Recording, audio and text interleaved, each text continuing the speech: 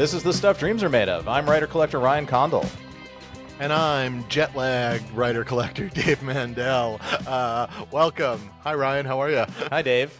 This is our special super-duper secret episode. Post-auction secret episode. We're going to harvest your emails and send you penis enlargement pills. That's my new business. Blue Chew. Passive income, giant penis enlargement pill business / prop collecting. You will be hearing from all of the Nigerian princes that we do business props with. Have gotten so expensive. We've had no choice.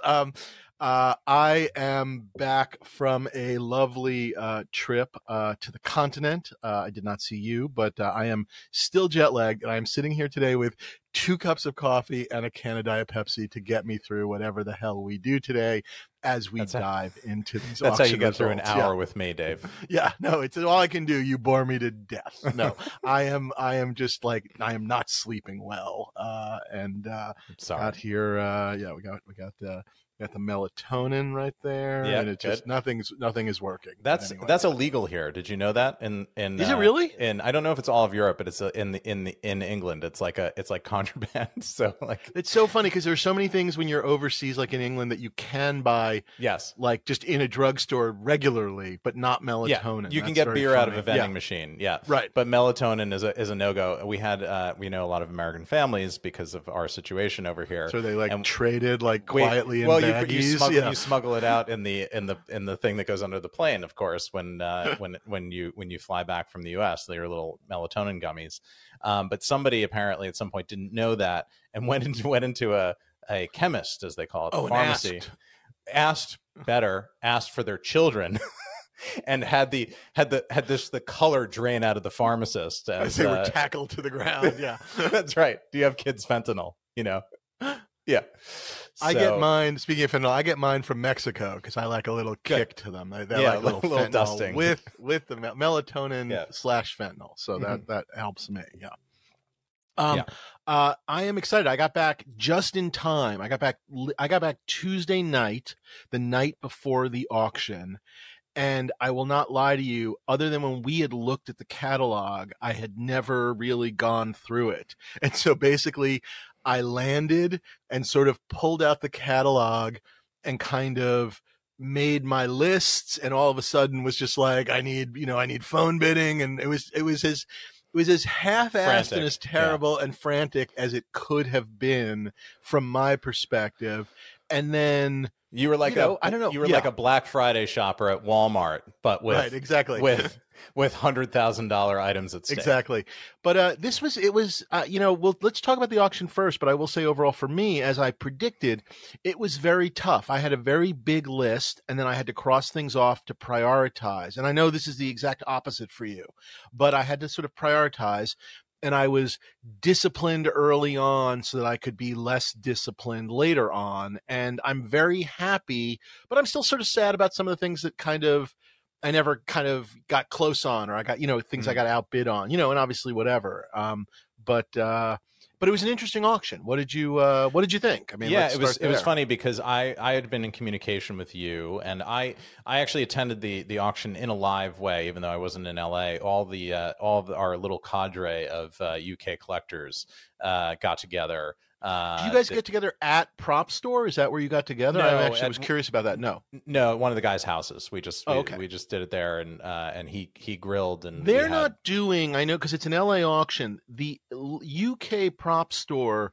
Are they manning phones? Are they doing anything? No. Or do you know? No, it is two separate operations, right? Okay. Yeah, I was just curious. Steven monitors the sort of whatever the internal software is. Sure. So you don't hear a lot from him. Sometimes you can get him to look up after you say, Steven, he's literally just looking down and looking at stuff, right? This, and because buyers are coming in, and I guess they're vetting, who is this person, and all that stuff going. He's also monitoring to make sure that bids are getting in and that nobody's having trouble logging in and all that stuff. There were some technical issues which we'll get into, but it was a great time, and I missed that last year with the guys because ironically that was I think the day I flew to LA the day before the auction. So I was jet lagged for last year's auction and couldn't go out to the live one because the show was so nuts and we were in post and everything else that we were starting to promote the show. And I just couldn't get out of my house to go to the live auction. So I ended up, that's sort of how I felt. It really, on the phone at home in LA. Here they had the live auction at day one at the Peterson Museum,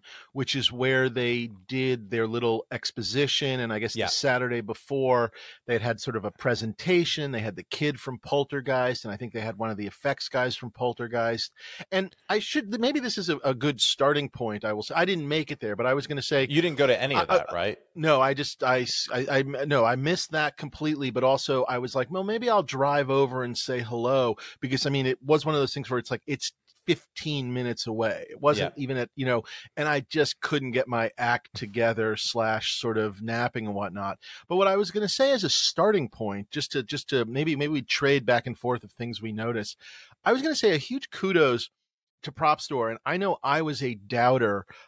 Let's just talk about the clown for 1 second. The screen matched evil clown sold for, I guess, with the buyer's premium, I guess, $656,250 for the clown from Poltergeist. I was a doubter. I mean, first of all, we've already discussed, I don't particularly care for the movie. I don't even remember the clown because, again, I was watching it like this. The piece was meaningless to me. They put it on the cover. Yep. They built their Saturday, evening like party around the clown, the kid, the effects operator. I mean, they were all in on the clown. Who the hell knew $656,000? I mean, the fact that they they got 3 bidders. I stand corrected, and kudos. I mean, I didn't see it. I got to be honest. I don't consider Poltergeist in the same category that I guess we consider the other 80s movies, but I guess it is. Sorry. Yeah, nor do I. And I guess there are 2 things that were going for it that I didn't calculate. Is that it's considered to be a Spielberg movie, even though, whatever you think about Tobe Hooper and whether he directed. Well, I guess isn't that the rumor that like Spielberg took over on different sections? He was producing, of but he was there. Yeah. He was there, sort of hand holding and whatever, because it was off the rails. Is it Toby? I always thought it was Tobe. No. Because it's spelled Tobe. All right, it's podcast. Not Tobe. Let's forget the auction. This shows you how in tune I am with the horror audience. Yeah. It's not Tobe. It's not director Tobe Hooper. I thought it was. I think it's Toby, Dave. If I were a director, I think I'd want. Well, I guess I am technically a director, but I would be Tobe. It sounds more highfalutin. No. Yeah, there you go. No. Bart, any insight? Is there? Do you know? Someone can correct that. There are people that sometimes put an E at the end of David, and it's always like David or something like that, or whatever. Yeah, I guess I could do that too. But anyway, Tobe. Anyway, go on. Sorry. Okay, very good. So I guess it's considered a Spielbergian film. Suburbia. All that. Sort of. Big thing happens in to small families. Sort of. Big story, tiny canvas, the Spielbergian 80s kind of thing. And I guess that is a major entry point for horror fans. Like for a lot of horror fans, I think that was the one that they saw because it wasn't Texas Chainsaw Massacre and it wasn't, Jason. It wasn't a slasher film, and it was a thing that they saw at 10 or 9 or whatever, and it probably scared the shit out of them. And then they went on to become, it blew a fuse in their brain and they became demented, as horror fans are.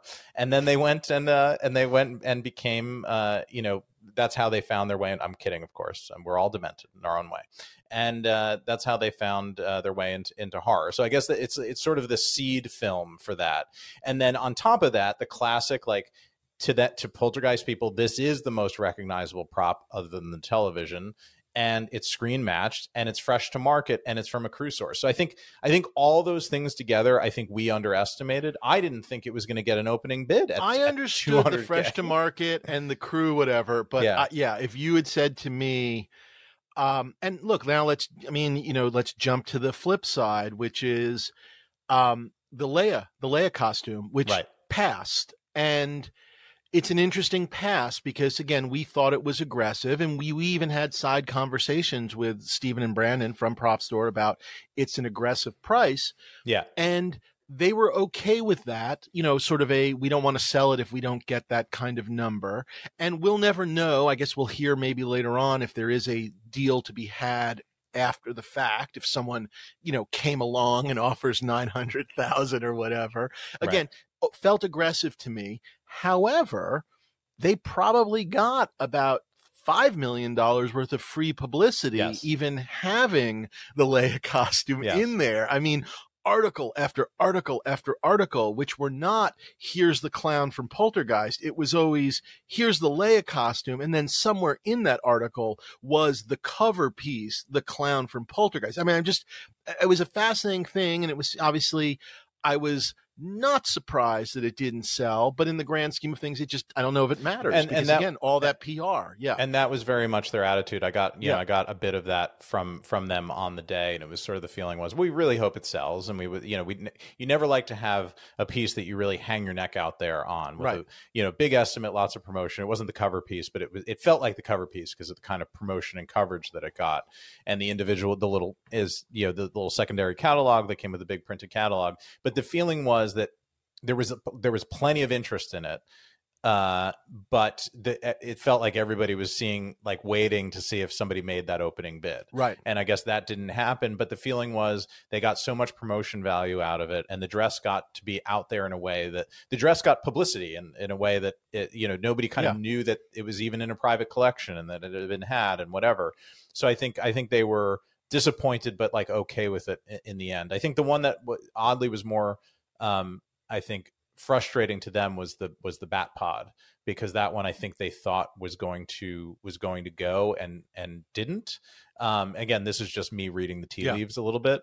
But because that really, I mean, to me, outsider looking in, other than the 2 7-figure items that they put up there, which other than the X-Wing, I think these are the number 2 and number 3 things that they've ever had in it at 7-figure estimates. I mean, correct me if I'm wrong. Yes, huge prices. Which is a new, that Rubicon used to be 100K. Yes, exactly. Yes. We've crossed that. And now we've hit 7 figures, sadly. But again, I mean, look, we can all, I don't know what we can all, but it's funny, you think back in your own collecting life and you can remember those different lines, those different rivers. And it's sort of like, I can remember my first $1,000 piece, and I can remember my first $10,000 piece, and I can remember my first, 50 and then 100, and it's this crazy thing of lines you never thought you'd cross. Anyway, we've talked about that before, but I always do think about that. Yes. As I said, we're all demented. But at least we're not wasting our money on horror shit. But anyway, go on. Expand that listener base, Dave. Let's do it. Yeah. In an episode attempting to expand our listener base. Look, what we lose in horror fans will make up for in penis enlargement fans. That's very true. Yeah. That's very true. I didn't think of it that way. And melatonin. Yeah. Melatonin sales to the UK. So the Bat Pod didn't go, but I think other than those 2 things, do you think the Bat Pod is hurt by, I guess, what's going on with sort of superhero movies right now in general? Yeah. Absolutely. I think just the sheer fact that there's another new, well-respected Batman zeitgeist because whatever happens with the crazy other DC thing they're doing, the Matt Reeves Batman is going to go on as long as Matt Reeves wants to make Batman, because that movie was really good. I guess, or as long as it makes money. I mean, I guess, but I think it's going to continue to, because people want that sort of level of Batman. And actually, I just rewatched that film, and I actually probably enjoyed it the most of any time that I had watched it, if that makes any sense. I dug into a lot of the little details that they're planting along the way. And to me, the detective work, there's still wobbly things, but the detective work and the case and the way it culminates worked a lot better for me at the end. A lot of it was more satisfying. But I love the notion of him as a detective. I love the notion of sort of the figuring out, and he's very much sort of a part of the world, and the very classic, very comic booky, there's a murder, the police clear out, and Batman comes in and, checks the scene and whatever. And I love that. The more I watch it, and I've watched it a number of times, the full on just taking from 7 drives me crazy, and it actually drives me crazier.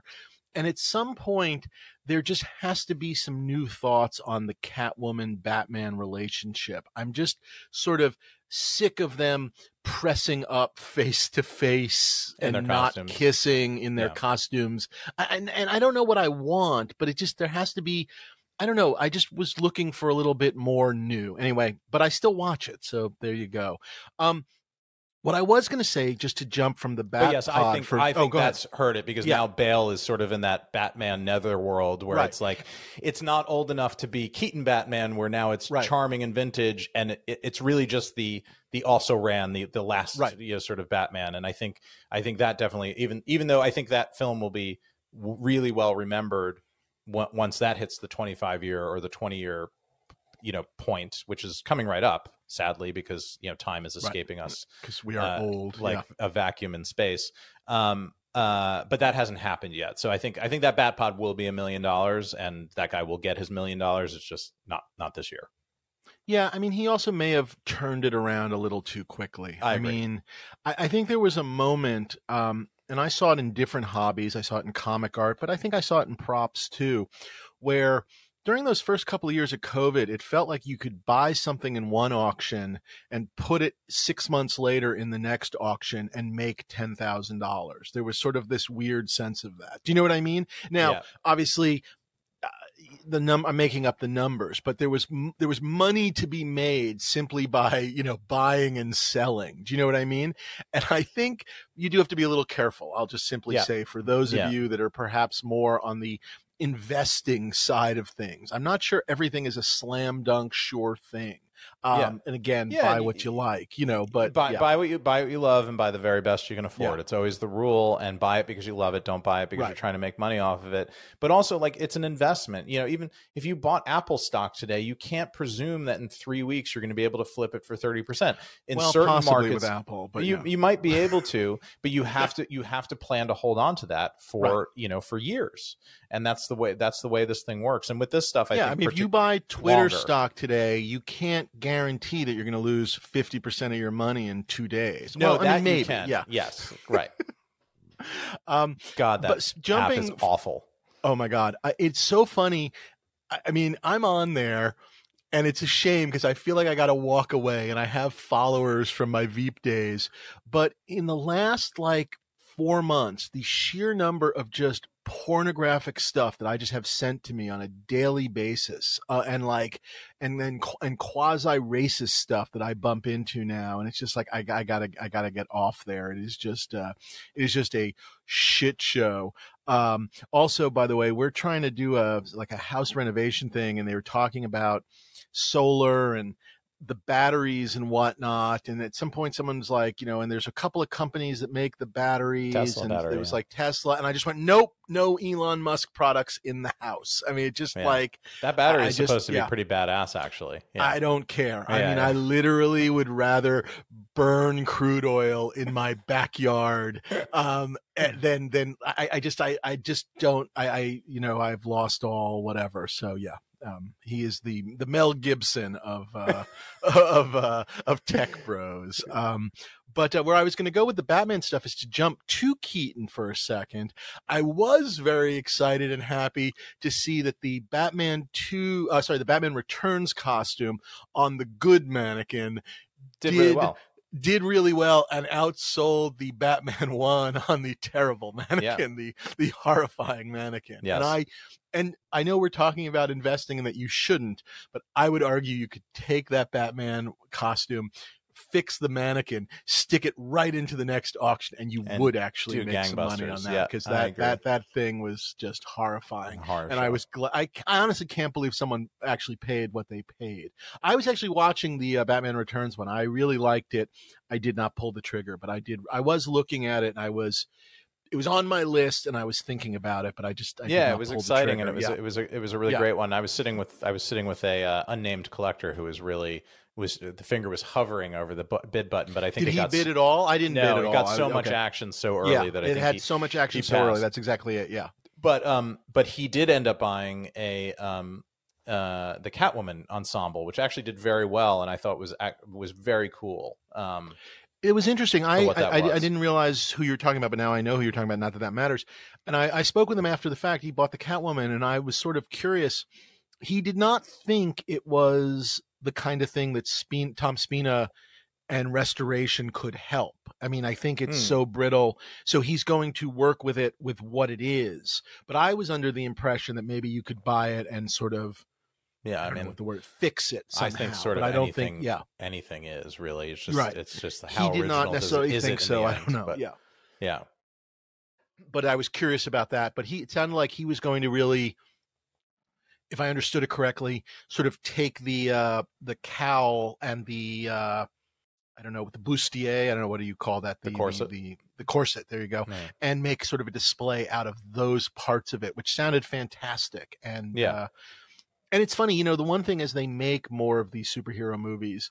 I guess the Keaton ones do, I mean, they shine. I mean, they do shine. I mean, that's the other piece of it, is the more they make, it almost makes those earlier ones, which I didn't always think were perfect, but goddamn, they shine. It's a funny thing. Yeah. I mean, this is supposed to be a podcast about the auction, but movies are just too bloated now. They're just too bloated. Things are too long. I mean, I love the Batman. It's too long. Yeah. Indy 5, it's too long. I mean, I could live cut 30 minutes out of Indy 5. I mean, and there's other issues too, but but and I mean, I watched I'm doing a podcast on talking about Wrath of Khan this week, and I watched Khan again. Oh, what is that? And do my notes. It's these guys that do the Dune pod. Okay. And it basically blew up into, because they were doing all this Dune news stuff, and then they started talking about the genre movies they grew up with, and now it's like they go back and revisit the movies of their youth, which is everything that we watched. Sure. And they actually gained quite a following because they were talking about Dune, and they do Dune news and whatever, but now it's its own thing called the Escape Hatch. And I really like them, and they're smart film guys and whatever, and they've had me on a bunch of times. I did the whole Michael Biehn, Bill Paxton trilogy. So I did Terminator,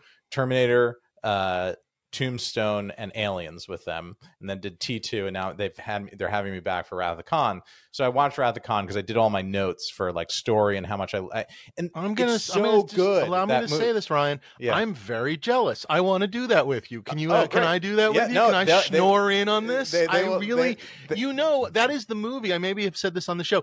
When and if I ever, sort of teach my film class, my introduction to screenwriting, that's the movie I'm teaching. It's all Wrath of Khan. It is just fantastic. The thing that is crying out. And by the way, this is the problem with Indy 5. For all of we're going to acknowledge he is an old man. And they sort of tried.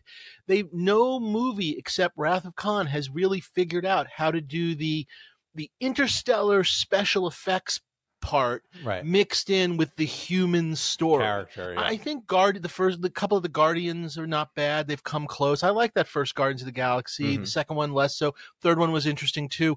But the way of you can't just do a story. A story can't just be somebody's trying to destroy the universe. That's not enough. It needs, I don't know. It needs personal, personal scale. Exactly. And personal stakes. But anyway, so I would like to snore in on that. I will ask. I'm sure they would love to have you on too to talk about whatever. But it's good anyway. It's super interesting. But I was taking my notes, and the movie's over in an hour and 50 minutes, and it feels like 2.5 hours. Because you're not sitting there going, "I wish this was a lot longer," but you're also not sitting there going, "I could barely stay awake." I mean, oh god, it's another chase scene. Yeah. And anyway, it's just it there's so much story packed into it that I guess in the end you're like, I can't believe that's only an hour and 10 minutes long, but it is. Right. It's amazing. I thought it was a little longer than that, but I agree. Yeah, just insane. It's less than 2 hours. All right. What else jumped out at you in this auction? I'll hit you with one that I think was up your alley. The Deckard costume. Yes, Holy crap. I was going to talk about that. Yeah. I was very surprised. And look, it's a justified price and value. I wasn't. I'm going to say I was and I wasn't, because I did think it was stunning, but I was still surprised. Yeah. I was surprised based on past performance of other things. And there's that shirt that floated around that went to auction twice and didn't sell, which was overpriced, but it was matched and didn't go. I think the appeal of this one was the fact that it was a full, sans trench coat. One-stop shopping. It was a full costume. Yeah. So and it had the shoes, which had never shown their face before, which were just the best thing I've ever seen in my life. Yeah, it's great. And also, not for nothing, but I think the jacket matched to the best sequence in the film, which is the Voight Kampf interview. I agree with that, but I think even if it had matched to him walking in an alleyway, there was just something about, here it is, put it on a mannequin, you're all done. Yeah. And I agree. And it's great, and kudos to the buyer, who we both know. It's an amazing piece, but did get the healthiest Blade Runner price ever, because I think in the end that sold for more than the Hero pistol did 15 years ago, and that was of course 15 years ago. But it's funny, and some of this is we've talked about, like, as things become classics and what is a classic and whatever. I feel like slowly but surely, not that I think among sci-fi fans and stuff, Blade Runner has always been considered special, but I feel like Blade Runner is only kind of going up in estimation among film fans in general. I don't know. I think so. It's the 2001 of yes, exactly. Yes. That generation. Where I feel like at some point or another, it will start to pop up on the top of some of those, whatever top 100 films of all time. It's already on the list, but I feel like on those, it's rising. It'll be in the top 20. Yeah, exactly. So and again, I'm not. That's maybe why, I don't know, but I mean, such a good movie, but God, such a great costume. Such a goddamn great costume. The other costume that I loved, and I'm just going to yell, and I was following it too, was that we talked about that Harry Potter costume, and that hit six figures. That hit great. Hit 100K. But again, I thought it was fantastic. Yeah, one and done. I mean, all done right there. One and done, but and also if you want a wand, it's coming up next. So perfect. Yeah. Although the wand went, I think the wand went cheap. I was surprised. Yes, I wasn't sure there was I don't know if the guy who bought that costume maybe had a wand or didn't care, but I would have thought there would have been more correlation between the price of the costume and the price of the wand. I don't know. That jumped out at me ever so slightly. So wherever that fits in. I agree, but that, I mean, it was just a great piece, and like an all-in-one thing, and from one of the early Chris Columbus films, and just awesome. Great. And I don't even like that movie. That was from the second one, and that's my least favorite of the whatever the 7 or 11 movies, whatever there are. I don't love that one, but I love that costume. Goddamn, that was beautiful, and a good healthy number there. Yeah. The sinking coat, the sinking coat hit 137,000, and I think that's a record for a sinking coat. And that's the last of our six figure. Oh no, sorry, no, there are a couple more, couple others. I mean, there were some more six-figure. There were some healthy numbers. I mean, in some ways, I think the totals on this auction were a little less than the last big one, but obviously that one had the X-Wing and it had me bidding it up. But for an auction that maybe did not have initially as many like whoa pieces, I mean, the sum totals were unfortunately impressive. I guess good for Propstore, not good for us collectors. I don't know what else to say. But also, like, well, we'll talk. I was going to bring it up a little bit with the lay address, and we can get into it when we talk about the stuff that you did buy without spoiling anything. I felt like Star Wars was a little depressed, and I felt like that for X-Wings aside. I felt like that for the last couple of auctions. Well, I think we can jump right to it. I think you saw it. And again, if you're following the Propstore auctions, they have the auctions. And then when each day ends, they put up sort of you can make an offer on things that didn't sell. And I think maybe somehow we're finally seeing the end of the prequel stuff, where just the sheer number of prequel sabers and things that have shown up over the years that obviously we make fun of and pay no attention to, but they had so many of them. And a lot of that stuff didn't sell this time around, and I think people did pick them up after the fact because people are still, a little interested, but that's a lot of stuff. I don't know. I mean, I'm just simply saying that's a lot of stuff. And I am starting to notice, I don't know, and this was my take on things, that when you have these crazy big ticket items, and obviously I'm guilty of this as well, some of the smaller ticket, interesting paperwork and whatnot for me at least, falls to the side. Whereas, I don't know, if some of that were in a different auction or a different, like, and I'm not talking about day 2 or day 3, I mean a 3 months later auction, there are things I might have been interested in, but not when I'm spending this money. And I don't know if where that fits into what other people are doing as well. Yeah, you know what I mean? Yeah, it's hard to say. I mean, we'll get into actually what, our action and what we did.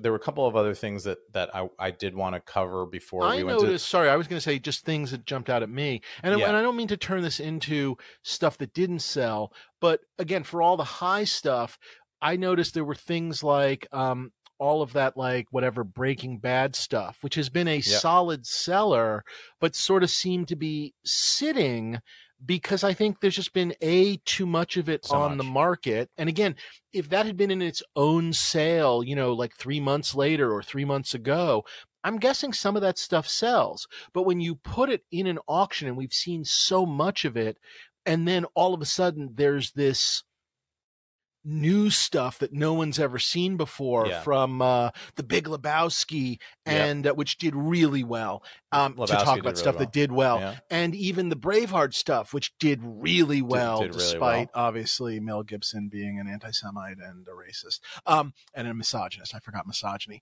But besides all, I mean, it's sort of like this interesting thing of like, it's just like you start to go, who cares about the Breaking Bad stuff? There's all this Big Lebowski stuff. You know what I mean? I don't know. Like, as you sort of think about what constitutes what to put in these big auctions, because I still think, I don't know, 3 days is a lot, and these auctions are long. But I mean, I'm sure there's some calculation of what they're spending to put this auction on, the numbers they want to hit, and the number of lots they think they need to have. But there's so many items, and the day goes on so long, I find it somewhat exhausting. And I just wonder if it were less, if you still might get similar numbers. You know what I mean? If you shaved out the bottom 10 or 20%. Yeah, or then put it in day 2 and day 3 too. There's that stretch it out more. There's that option too, where you make the day 1 item special by having 2 of them or 3 of them. Heritage Auctions has done a thing.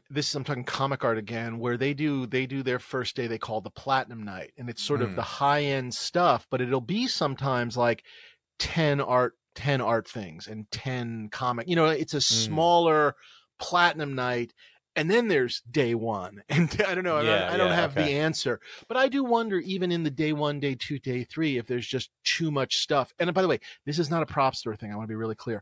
In all these auctions, that these phone book catalogs don't work when the fronts of the catalogs are 6-figure pieces. I guess that's the theory I'm working within. That now that the buy-in is so high, you can't have so much stuff, because you're robbing Peter to pay Paul. I guess that's where I was going with it. Even if the first day was 100 lots, so like 2.5 hours of bidding, it'd be so exciting. It would be great, and then you could have day 1, part 2, But I do think if you did turn it into like 2 hours or something like that, it could be more of an event unto itself. Correct. You know what I mean? Like, I probably would be more interested in attending something like that than perhaps going, okay, I'm going to go over around 9 p.m. when they get to Star Wars or whatever it is. Yeah. And we should bring up, it was long, and unfortunately we should bring up, and I'm sure they're not happy to have us talk about this, but they had tech problems again, which we definitely got some emails from fans of the show complaining, both bidders and sellers, about what the tech problems did. Look, I have no great answer. Obviously, there were the tech problems. I definitely got the text saying, at some point I was bidding, and it was like, initially like, I'll call you back in an hour. And then we're having tech problems. It's probably going to be more like 2 hours. And that, I was lucky enough to be on the West Coast, but I don't know if it's 4 a.m. as opposed to, I don't know, depending on where you are, that shit hurts. I don't know what else to say, Yeah. I mean, it's thankfully I was not bidding on any of that stuff, but it was very late here when all that stuff was going on. It was so late that I had actually gone to bed, so I found out about the really big problem after I woke up. And look, it's it seems like it's a sort it's of a high class problem, by the way. I mean, it means there's yes. It's an over traffic problem. Yeah. That obviously needs sorting, and they were very obviously they're the least happy about it, right. And endeavoring to fix it and all that, and very frustrated. But it's hard to say how much it really affected the auction. You can't look at the prices sort of post glitch and say, oh, everybody logged out and gave up. I mean, the Star Wars happened after the glitch, and that did very well. I mean, again, not blockbuster stuff, but there wasn't really much blockbuster stuff in there. Other than a couple of things that Dave was interested in. People were bidding me up. Thank you, fans.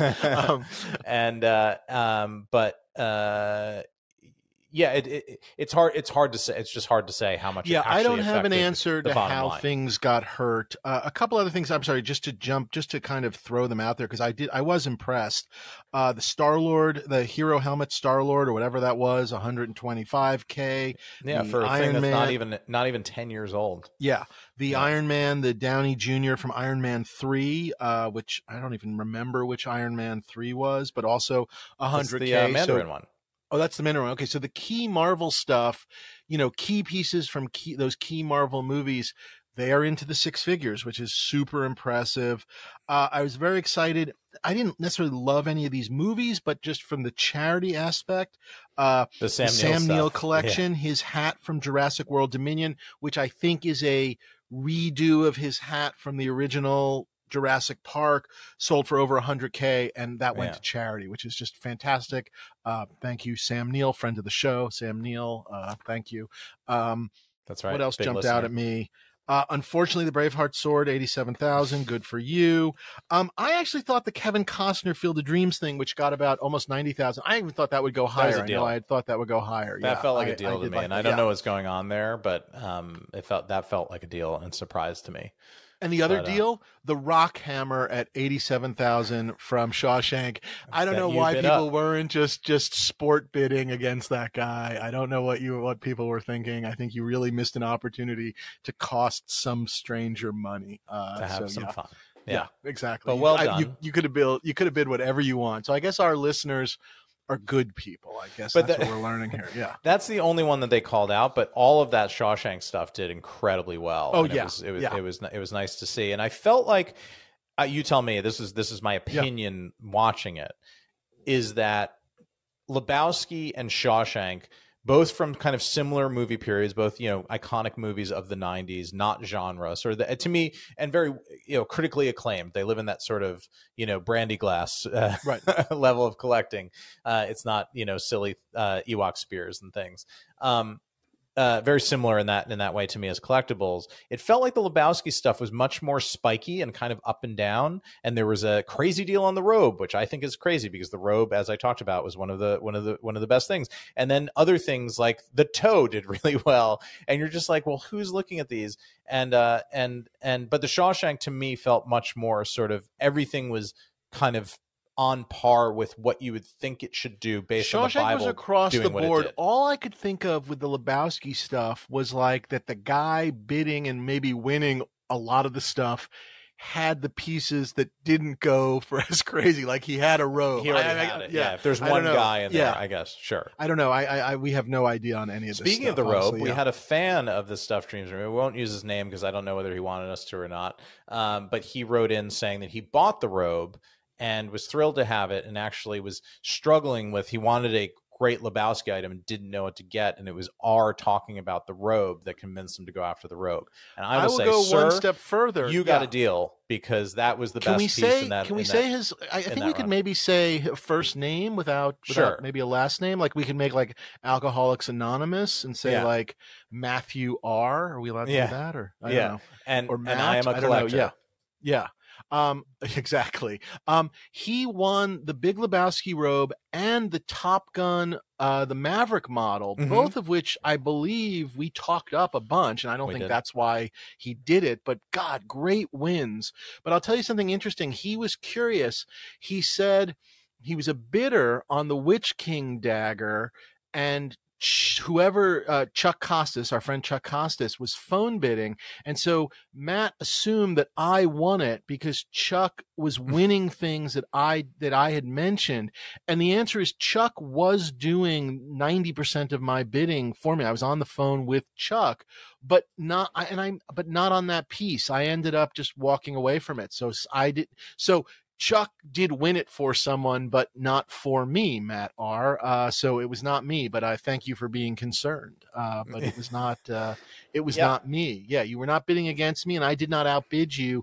Once again, as I said, it sort of fell to the wayside, on just stuff, so other stuff. Yeah. And that dagger, this is like the third time that it's come to auction. So I feel like that might be one that comes back around again. It's so funny. I kept thinking, and it's an interesting thing, and sometimes when stuff keeps coming back around, it just kind of slowly sinks down. By the way, this is apropos of nothing, and I realize we're supposed to be talking about the Propstore auction. This podcast is a mess. Did you see that those fucking asshole jackasses, and that's a good combination, asshole jackasses, those crypto guys that had won the Dune book? The Dune book. Yes, exactly. The unproduced, Dune book that they had paid so much money for, put it back in auction after paying, and it sold for $90,000. Yeah. It just which is still a fine number, but I think they paid I feel like they paid almost 7 figures or something. Oh, I don't know. They paid a lot. I can't. It was stupid. Multiple hundreds of thousands, and it sold for $90,000 for something that exists in multiple copies. Yeah. No, that was a real pleasure. It's the Bored Ape of props. Yes. Congratulations to all you Bored Ape buyers, you idiots. Yeah. Congratulations when you know nothing and just bid with fake money that you've stolen from the people. Yes, I don't know. Exactly. It is a good, honest to God argument for communism or socialism or something. Fraud can go to your little tax just perfect haven island somewhere in the Bahamas and just walk into the sea. God, it really made me laugh though, wherever that fits in. Delightful. But boy, oh boy, oh boy, oh boy. Is that a good segue into talking about our own auction experiences? Was there anything else from the auction you wanted to talk about? Let's please do it. Let's do a cool hour on this show, Dave, and talk through our auction experience. I will go first. I don't have much to talk about. Dave has more to talk about than me. I won, very exciting day. Everybody brace yourselves. I won the Blade Runner grips. So exciting. So exciting. I joked on our little private forum that we were going to do 3 episodes on that. But no, I won them. I got them for the opening bid. I was very happy. I have a stunt pistol that I love very much. It's actually one of my favorite pieces in my collection because it was something that I never thought I was going to have an opportunity at. And then I suddenly did. And I kind of got it for much less than I planned to spend on it. Right. And this is about 5 years ago. I was thrilled all around. And I learned in reviewing the history of the piece that it actually had one replica grip on it, but it wasn't as damning as that usually would be for a piece because it was a vintage replica in the sense that it was done back in the early 90s before all of this proliferation of Blade Runner. It was not done to trick anyone. It was done to display it better. Yes, exactly. In a famous restaurant chain that might have had movie memorabilia hanging up on the walls. And it was actually done by Burger King, exactly. And it was done by Home of the Quarter Pounder. And it was done by Jim Latta through Icons, which is its own sort of, right. So when they were doing it, they were doing it probably off a real one or maybe I guess just off the other side, and they made it as good as they could make it. Yes. Correct. And I love that it was a vintage replica and it had its own history to it. And Latta is his own history. He was one of the original collectors in our genre world and then founded Icons, and Icons was a big kind of, complicated experience, to put it lightly. Which, by the way, I have no idea. I've talked to him every once in a blue moon. I have no idea if he ever listens to the show. But Jim Latta, if you are listening to this, please come and tell your story, because I think there's both good and bad. And I think you'll admit to some of the bad at this point, but I'd love to talk about all of it and the good too. Yeah. Yeah. And at some point when you hear the things that he had, I think some of the, I mean, to me, not like, just had, by the way, things that he was involved, dare I say, in finding for places like you know, Planet Hollywood, Burger King, yeah, shaking out of the trees, and yeah. and you know, the things that anybody, I mean, his collection was top 5 all time. You know, Yeah. and I think will never be touched at this point, because it would be impossible to get that combination of things all back in the same place. And a lot of us probably, one way or another, whether we realize it or not, have something in our collection that would, like if he had ever, like, and you know, put his name on the bottom of it, you'd turn your piece over and go, "Oh, Jim Latta used to own this." Yeah. If you actually had the real provenance sheet, he would somehow be involved with everything.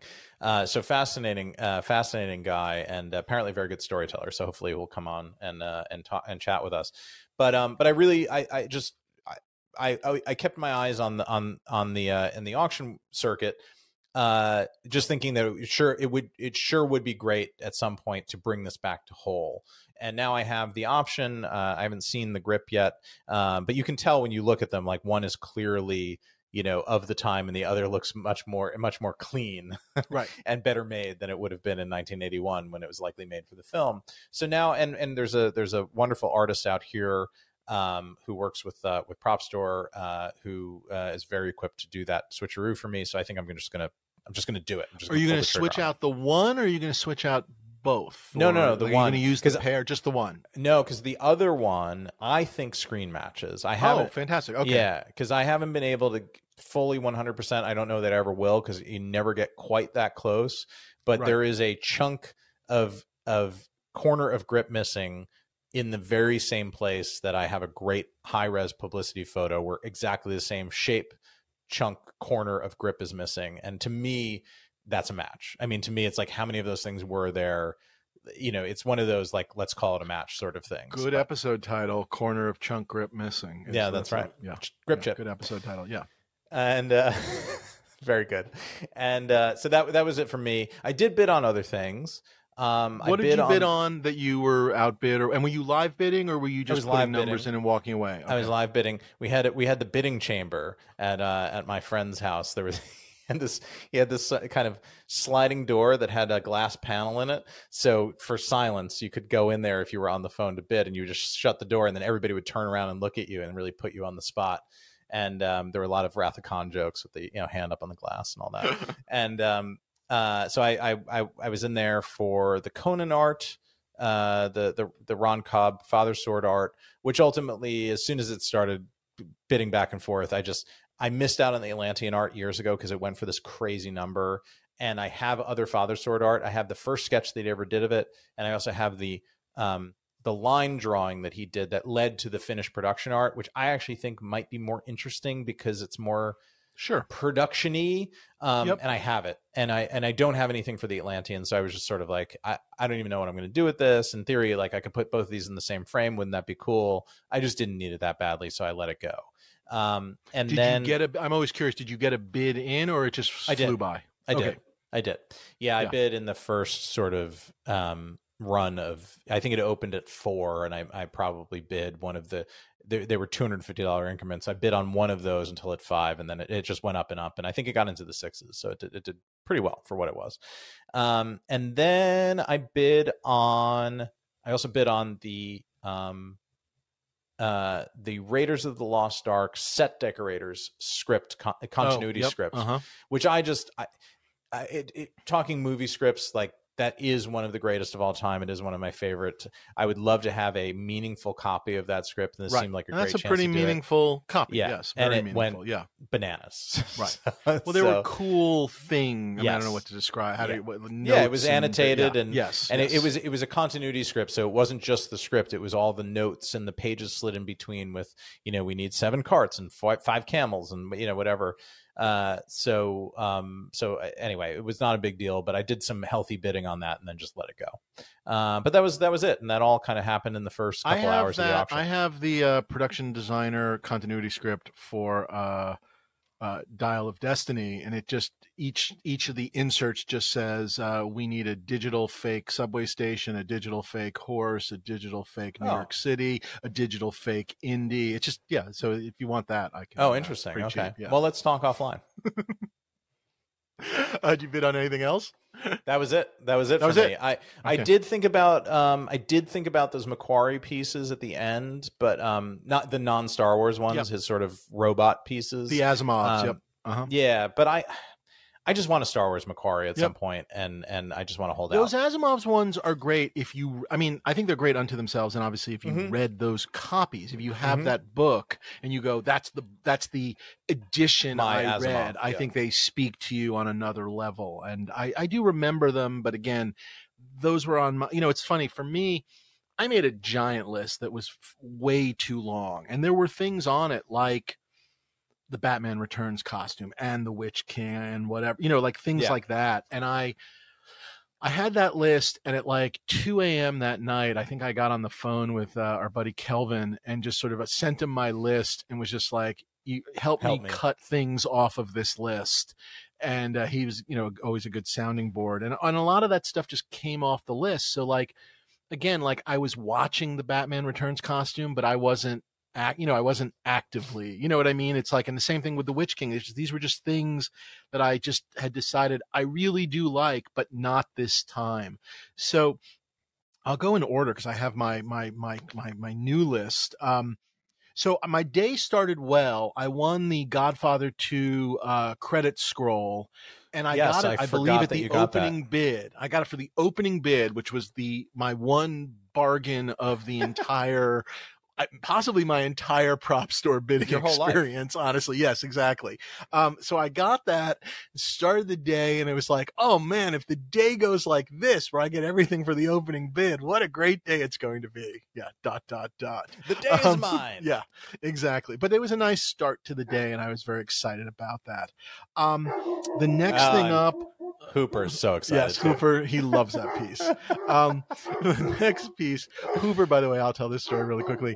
We discovered that on the 4th of July, he ate a numerous number of corn on the cob cobs, I guess, out of the garbage. Oh, and God. then that you can like we had to actually, he started puking them up, and we had to take him for an x-ray to make sure nothing was like blocking his intestines. Yeah. And they kind of got him to puke up the rest and whatever. And he's fine, but oh my God, what such a lab. I mean, I don't know what else to say. Yeah. He just is just a beautiful, dumb, lovely creature. God, full of love and hunger. And of course, my son, it was like, did you know he ate corn on the cob? I was like, oh, yeah, I saw that. And it was just like, well, no one, next time, let us know he ate cob. Yeah, or just say no. Yes, yeah.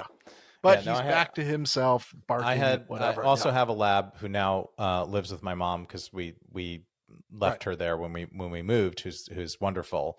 And she did not have the weird eating problem, but at some point she did have this crazy stomach thing where she was throwing up blood. And when she was really young, it was horrible. And it ended up, it was like aspiratic pneumonia it ended up being. But at some point they thought that she had this, like the thing where the dogs can get where their stomach actually gets twisted. And they have to go in and surgically, like Great Danes get it. Like the really big dogs get it. Right. And they didn't know it was wrong, and they were trying to diagnose and whatever. And the vultures that work at the animal hospital come to you with we have your pet's life in our hands, and you have no insurance for this. And here we just want to run you through the potential cost. This could be $1,000, and if she needed that stomach surgery, it would have been $50,000. Right, exactly. $30,000. It was just like, it's funny. Thankfully, it was not that. It was not a cheap trip to the vet, but it was not that. So we actually have we have pet health insurance. We have we bought it after that, and of course never used it. Well, what's funny is because our little lovely dog is so just wonderfully, horribly inbred, like most labs, all these like allergic to planet Earth and ear infections and whatever, and it's all pre-existing conditions, none of which are ever covered. Very good. So we're at the vet all the time, and the insurance is useless.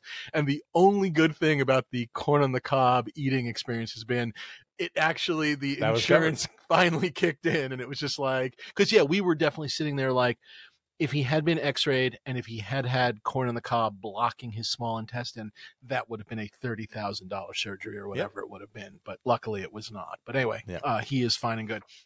I'm going to take you through the rest of my day as quick as I humanly can. I then bid on the Polish Temple of Doom poster art, which I really liked from the Bill Plum collection. And I threw, I think, a bid or two on it, and then it just went past where I wanted it to be.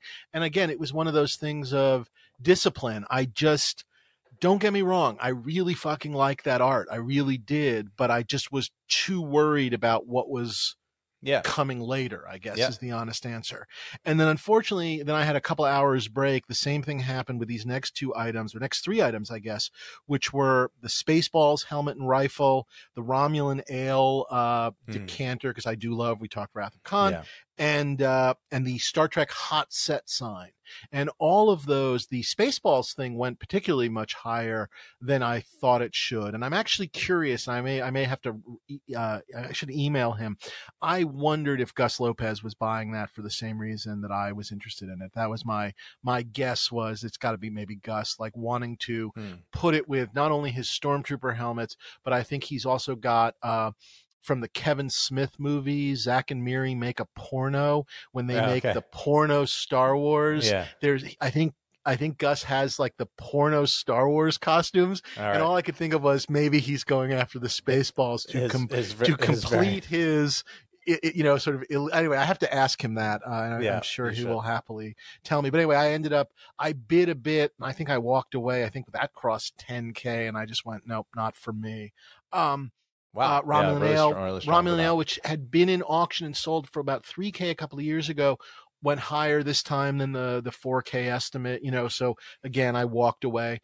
And the Star Trek hot set. And again, I think these are all great items, so I don't question the numbers. I was trying to be disciplined, such as I could be, which of course allowed me then for the Joe Johnston trench painting to not be disciplined, which I did win. I won the Joe Johnston trench painting. That's a great one.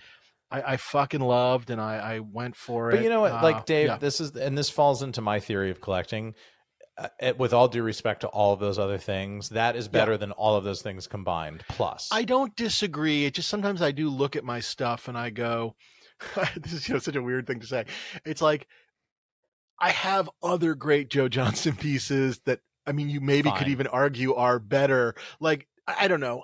But I guess what I loved about it was the combination of the Joe Johnston, who I love and admire and just think is such a talent and also a really nice guy, and gotten to know him a little bit over the years. I don't pretend to be his best friend, but I enjoy chatting with him when we have had the opportunity.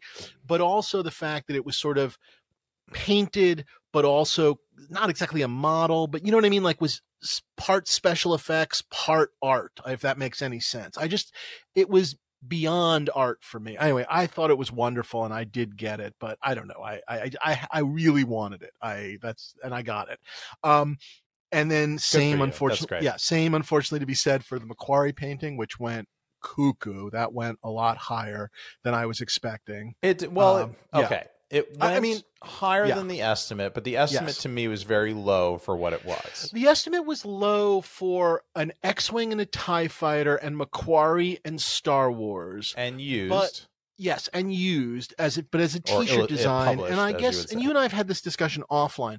I still rate the portfolio pieces higher than anything else, and so I guess I thought the world would as well. But at the end of the day, it would go original production painting, full production painting, right, and then portfolio piece. Original production pieces that are in the portfolio, then pieces done just for the portfolio. Okay. And then I guess when you say portfolio, work, I think of after the fact. I would say production. But technically, there are real production ones in the portfolio, and as the portfolios went on, there are more after the fact ones. So, however, that you have a wonderful after the fact one that I love. It's the Triumph of the Will scene from Jedi. Your favorite Star Wars film. Yes, absolutely. And I have wonderful prelims from the different Star Wars movies. I have some of his various thumbnails from the original production paintings. I have, in terms of like truly finished paintings, though, I basically have the one we just said, the Triumph of the Will one. And then I have a Luke head that was done years later. It was used on a video game box, and I think it was done for the fan club. And it's gorgeous, and it's finished, and it's tight, and it's wonderful. And it's Star Wars-esque, albeit not from Star Wars. And I don't know what to say. This was to have a piece from, you know, whatever, 1970s, I guess 6 or 7. Yeah, right. I should know. I did write that book, but yeah, to have a you wrote the book on it. Finished Star Wars piece from Star Wars that, you know, was what it was. You've got to track down the T-shirt now is what you have to do. I have the T-shirt. That was the of course easy you do. part. Yeah, I've got the T-shirt. Bam. Yeah. Great. I have to say, and no, I love. It was incredible. Yeah. And by the way, thank you. Can I say thank you for 1 second? Can I interrupt and say thank you? I know you really liked it, and I feel like if I had said to you I wasn't interested, you were going to jump on it, and that would have been your piece. And I do appreciate you were very kind about it, so thank you. Of course, yes. No, I knew. I had a sense that would mean a lot to you, so I let that go. And no, I'm thrilled that you have it. And I will say, as an outsider looking in, and to your amazing art collection. As much as, and I love Jedi. Jedi holds a very special place in my heart. Yeah. I love that painting and I love that scene. I think of your two, and I know all the reasons you think the other one is better. I think this is the better one. Okay, because it's OG, like original. Yes, it's Ralph when he was doing Star Wars is Star Wars, and he's drawing shit that like hasn't even been on the screen yet. And and I love that it looks like a poster and it has the logo and all of that. And I think it's great. No, and the other thing that I will say, and this is sort of one of the things that really, and please, audience, if you've never picked up the Star Wars Art of Ralph McQuarrie book, it's so good, written by me, Brandon Allinger, and Wade LaJose, and we should do an all McQuarrie episode where we have those guys on, and because God, we've got other stories and stuff too. But anyway, sorry, what I was going to say is, one of the most incredible things about Ralph McQuarrie, and I've said this elsewhere, but it's constantly hitting me. And by the way, the same is true about Joe Johnston as well, which is in these early days of movie making where they were just, and again, it's the 70s, but in the early days of this kind of special effects movie making, they're just making it up as they go along. And so Ralph and Joe, who are initially coming in and doing like, you know, storyboards and design stuff, and then all of a sudden Joe Johnston is painting models, and then all of a sudden Ralph McQuarrie is doing like, you know, like party invitations and t-shirt design. You know what I mean? Like there wasn't this sort of regulated like department. This is all you do. And these great talents just, you know, there was like that Judy Garland kind of let's put on a show kind of a thing. And they just did whatever it was. And so the idea that you end up with a t-shirt, you know, designed by Ralph McQuarrie, you know, is just an incredible thing. Or the Joe Johnston did the Star Nars t-shirt. You know, these are the main illustrators and designers from these shows doing also the t-shirts. Yeah. So what anyway, I think you should do, do is you should take the art, scan it, and have a new run of like a limited edition run, however many you can get away with under fair use of those t-shirts done on like modern material and whatever, because I think people would kind of go nuts for I think there's a way of doing that maybe without like breaking every law in the world. There's a wonderful I think there's a fair use thing, right? If you keep it under builder. There's a wonderful prop builder, I guess replica builder, but he's also I think done some restoration. I think he was helpful in the Jeff Mann Y-Wing mold, you know, the sort of version 1 that was, I think, in a Heritage a couple of auctions back. I think he helped with it. I don't particularly know him, but a guy named Jason Eaton, and he is a wonderful replica maker and stuff, but also has done restoration, but also has built his own versions of like stuff. And he's got an Etsy store too. And I actually just saw he just made a I don't know what to call it. I guess a decal. He made he sort of put it in his Etsy shop. It's basically just a decal of that design. And it was just great looking. Nice. And he's someone we should have on because he has like definitely touched a lot of great ILM stuff and also been involved with some restorations and things. Anyway, Jason Eaton, check out his Etsy store, and I think you can follow him on Facebook. But does just some amazing work. He's one of the replica guys from old school. I've known Jason for 25 years, I think. Oh, I had no idea. Yeah, okay. Yeah. Crazy. So I won that, and that was nuts. And then I won the Hildebrand painting, which the Cantina painting, which I loved, which went, you got so much stuff. That was the funny thing. I was like, I went from going to bed with like the auction on the Fritz, and I was like, I'm going to bed and I'm tired and, and whatever. And I'm sort of like, I wish I won the Deckard and like, and whatever. I went to bed thinking like, I don't even know if Dave is going to be awake through all of this, because I like text him, he doesn't text back, and then he texts back like, I was napping, I'm jet lagged, whatever. And I wake up the next morning, it's like, here's what I won. No, it was literally like, at some point I was like sitting in a chair, like asleep with the phone in my pocket as loud as could be, so that when Chuck was calling me, it would like, what? Huh? Bid. Yeah. It was like that sort of thing. No, I went for it and whatever. I won the Hildebrand. Again, these are pieces that, I mean, not all of them, but like this was one. I mean, I've been looking for this one for a long time, and I was very excited to get it. And it went. That's great. And we know the consignor. Yeah. Yes, it turned out we knew the consignor. Yeah. And one of those great stories where he had gotten it from, these guys that basically, bought it from the Hildebrands, like at a show in like 78 or something. That's great. And again, this becomes it's sort of a two-part process, which is, I know the art because it was I think we talked about it, it was in that British Star Wars album book. And I always remembered it because it wasn't in the American version. It was a special piece to me. But if you want to just talk about, Hildebrand pieces connected to the original release of Star Wars, well, all the famous ones, guess where those are?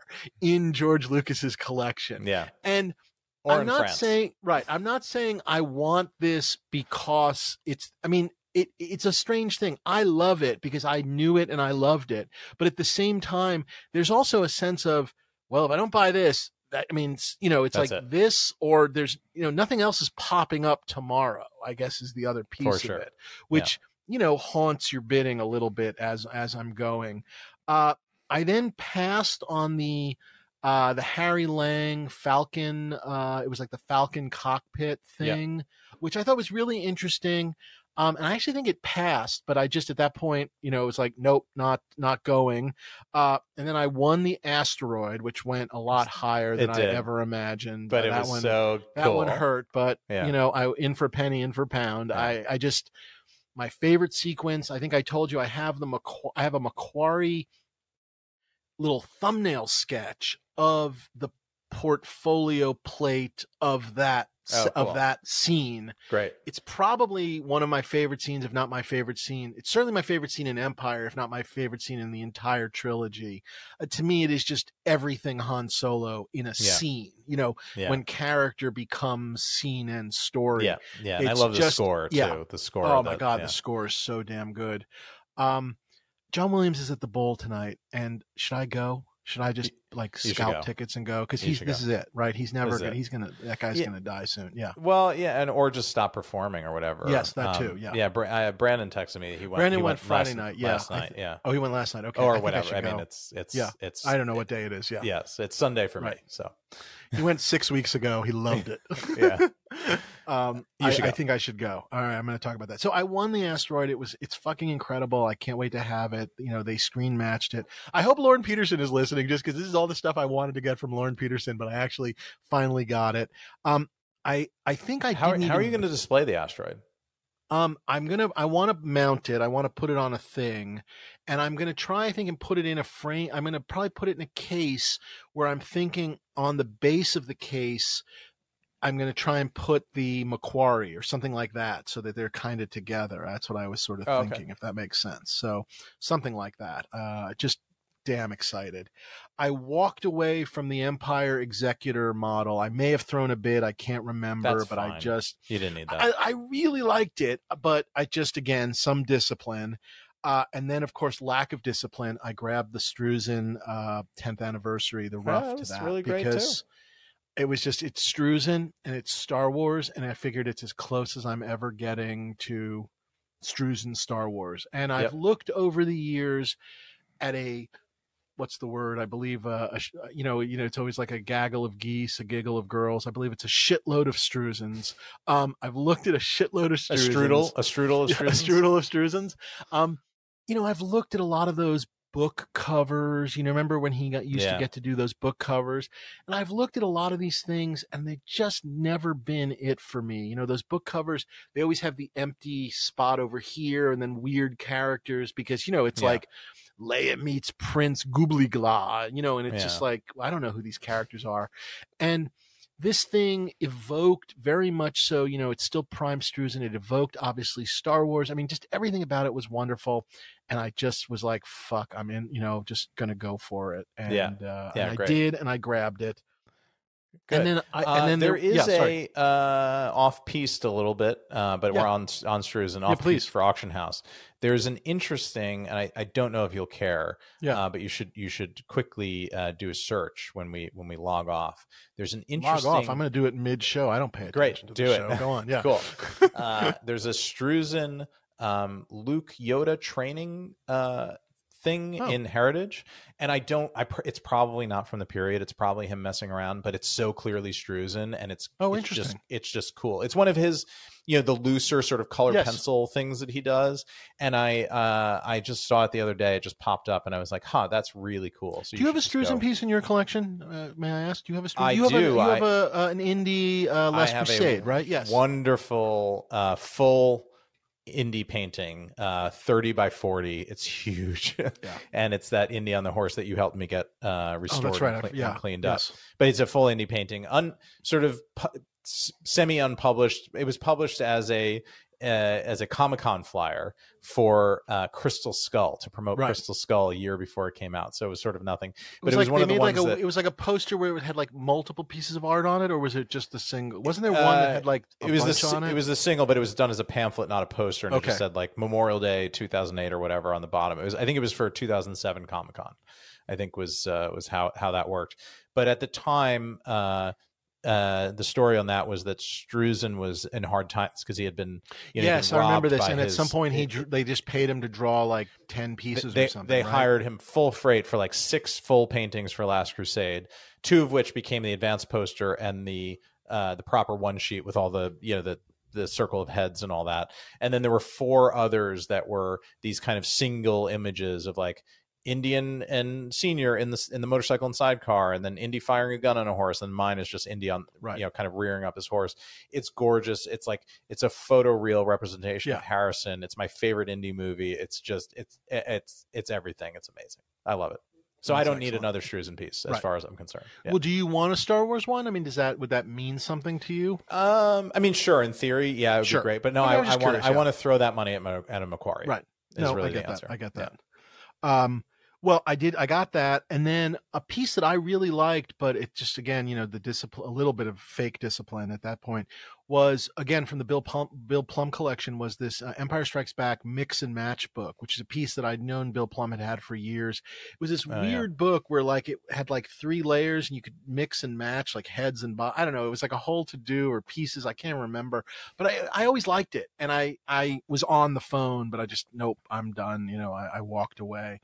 And that was sort of, there were things that I walked away. I was vaguely interested. There was a sketch on day 2 that Trumbull did of the slit scan procedure for 2001. It was like a little drawing of that, which I thought was really cool because that's one of those the 2001 sort of inventions that's much talked about in that book about the making of 2001. And I just thought that was cool.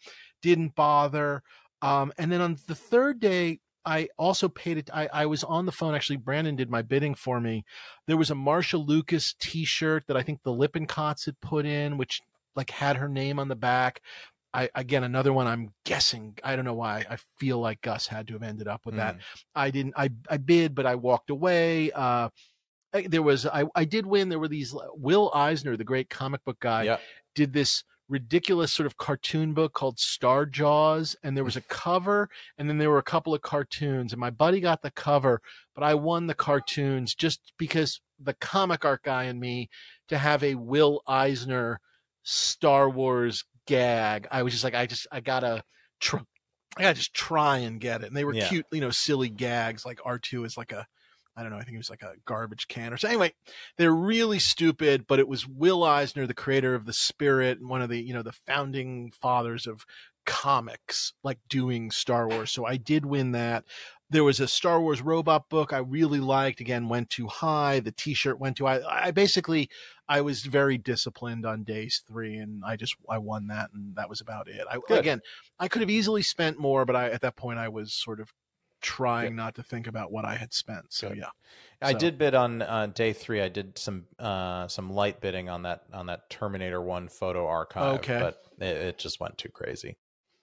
Yeah, it's funny when those things, I mean, they're wonderful, but it is interesting when I get it. I guess the combination of the reference, obviously, for future prop purchases in a weird way is an incredible thing, because all of a sudden you're getting all these images and whatnot, and it's like, oh, there's my shirt or there's my jacket and all of that. Yes, yeah, no, I get it. It's wonderful. By the way, everyone needs to watch that Arnold documentary on Netflix. It is fucking good. It is really good. Yeah, really good. Yeah. Highly recommended. As is the new Taschen book, the Arnold Taschen book, which I got and paged through. You started thumbing through, yes? Yes, and it's really a photo archive. It's Taschen, so it's not one book; it's 2 books. The smaller book actually does have a bunch of writing in it and movie stories and some of the things I knew, and a bunch of photos I've never seen before. So I will say that, but it covers his entire career. So it goes from bodybuilder to activist. So it goes right up to present day, with the actor bit, the movies bit just being 25% of the whole thing. So you really have to love Arnold. But I mean, the book is giant and gorgeous. It's like sitting on our entertainment center.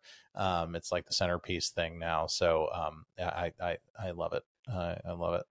And my daughters are fascinated by him. It's like, what's wrong with that man? Because people aren't that big anymore. People don't walk around. There was a period where people were walking around. Nobody was as big as Arnold, but people walked around with big muscles, and it's just not a thing anymore. No, it's definitely not a thing. Have you shown them like Kindergarten Cop, or have they seen anything with him yet? Or no, not really. I mean, all my Conan stuff and my crazy Conan. Sure, but I just meant they haven't watched any of his kid movies. No, I was going to do movies yet. I was thinking they're probably ready for Jingle All the Way, which I think is a really fun kind of Christmas movie. Sure. So I was going to kind of start there and see, because I think all the stuff that I'd really be excited about showing them, they're just like Terminator. No. But I mean, I agree with that. But Jingle All the Way, I feel like, Kindergarten Cop gets a little scary maybe at the end with the actual bad guy, but him with the kids is priceless. And Twins is pretty silly. Like, I can't say it's for a kid, but it is pretty silly. Yeah, they're still pretty young to get that, but that's why I think I would There's go a little with the bit about Christmas one. sex in there and stuff, but it's pretty silly. I mean, they're in its purest form, going back to whatever the Ivan Reitman idea of just, Danny DeVito and Arnold Schwarzenegger are twins. I mean, that works for all ages, I will simply say. Yeah. Bought it in the room. Any other thoughts on this auction? I mean, the funny thing now I will say is I, of course, now the post side of auction, I mean, I'm sure everyone thinks this way, is I am going through and I'm making a big pull of just stuff I'm going to be dumping on Propstore for their next auction. I don't think anything that's going to be significant. Well, I was going to say, certainly not to you, but I think, but I'm definitely of a mind at this point of like, it's funny. It's like a lot of the paperwork and stuff that I, killed myself to find 25 years ago, I just find is just taking up space. You know what I mean? And it's just not interesting to me the way the props and the art are. And none of it's going to pay individually for any one thing that I purchased, but I am hoping to knock some stuff off of it in general, I guess. For sure. Yeah. Do any Macquaries shake loose? I'm not asking with a loaded question. No. But I can't say to you they are the finished degree that you're looking for in your sort of fantasy version, but I do think I do think I will say that I think a couple of Macquaries need to come loose. And again, they'll probably be more of the pencil sketch whatnot. The one that I actually need to think about a little bit, and I can say this on this show, and that Luke one I mentioned, which is from the video game. It is fantastic. It is Luke. It is finished, but it's Luke from which movie? It's Luke. I think he's wearing his. He's in the pilot helmet. It's for like a. They used it on like one of like the. No, he's in the flight suit without a helmet. That's the piece, and it's a tiny little square, and it's on like the old broader bound like X-wing game. I feel like if you look it up, you can find it. It's really great, and obviously it's Luke. It's Mark Hamill. It's finished. It meant more to me when I didn't have other finished painted pieces in my collection.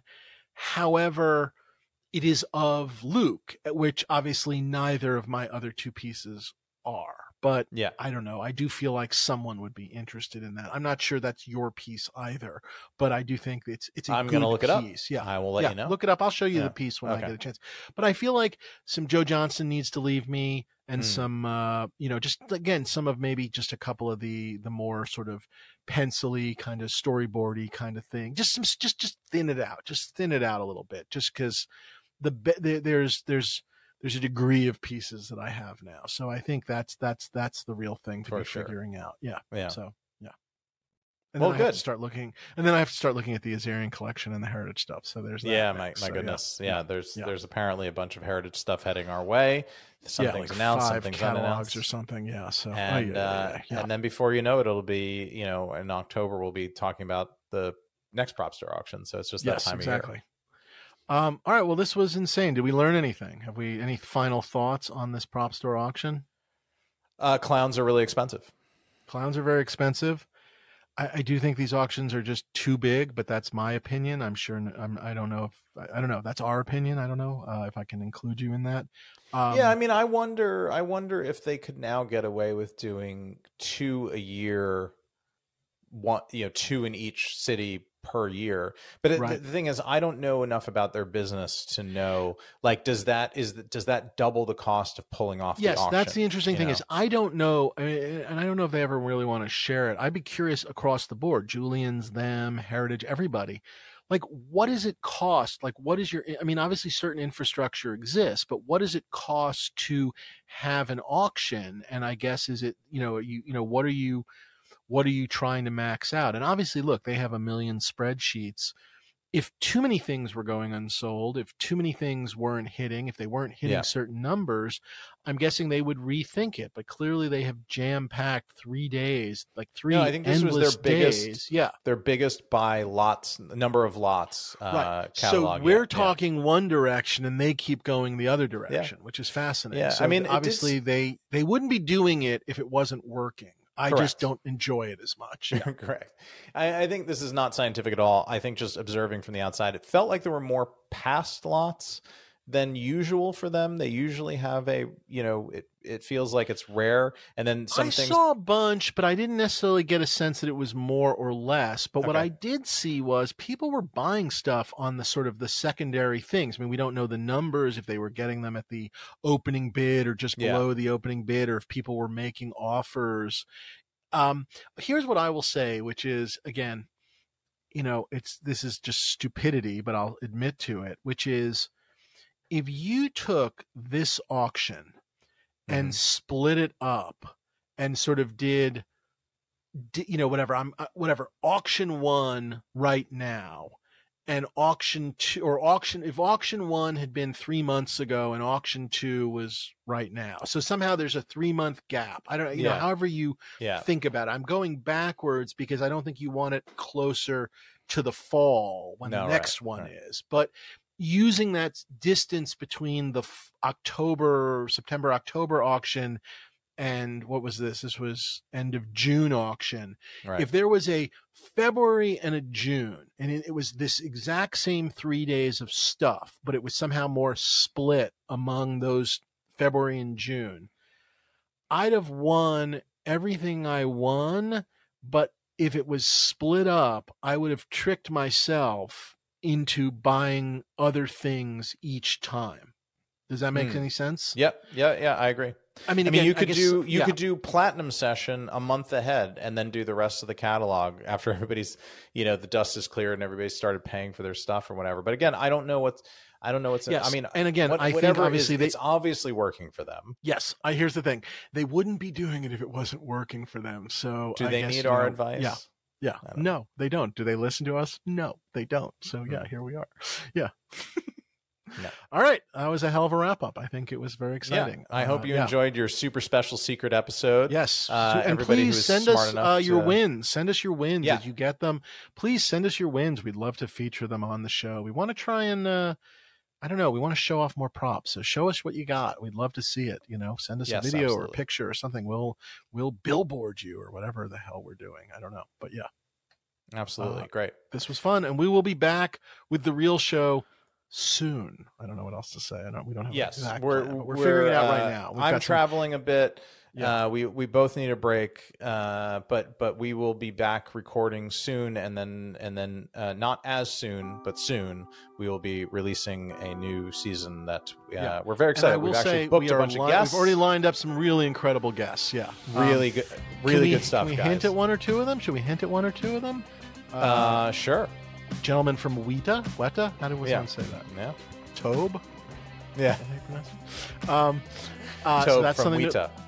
Tobe from Weta. Tobe from Weta. Toby from Weta. No. Yeah. One of the Weta guys. We won't say a name, but just that's going to be really, really fun and exciting. An author. We have an author coming up. That's exciting. I have a big new book that's yet to be released. Yep, exactly. Now, but will be released by the time. Yeah, one of the big making of books that's coming up. So that's going to be really exciting. That's near and dear to both Dave and my heart. Yeah. Yes. And eventually I'm going to get into my condo. I might start just doing some reports from my condo of just showing. Oh, I would love that. I think that should be a whole. I think that should be a whole special. It's a whole other podcast. But anyway, and Ryan and I are going to be on the big Wrath of Khan podcast coming up this week, so we're going to look for us there. That's right. Yeah. As always, follow us wherever the hell we are, and write us wherever the hell we are. So please. Yeah, at Props Podcast, and write us at dreamsaremadeofpodcast@gmail.com, and we will see you guys all very soon.